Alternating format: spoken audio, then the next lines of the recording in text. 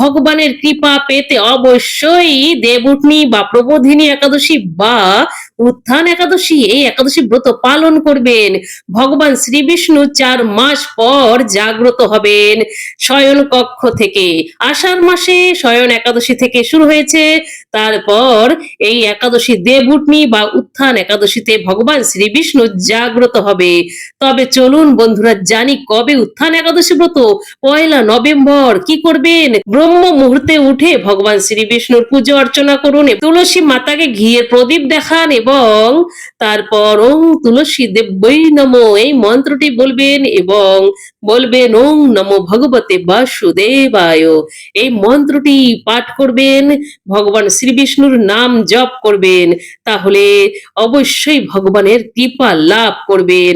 আর পারলে অবশ্যই দান ধ্যান করুন আর ভগবান শ্রী বিষ্ণুর কৃপা লাভ করুন। কৃপা লাভ করলে ভগবান শ্রী বিষ্ণু আপনার হৃদয় মাঝে অবস্থিত করবে। জয় শ্রীকৃষ্ণ। রাধে রাধে।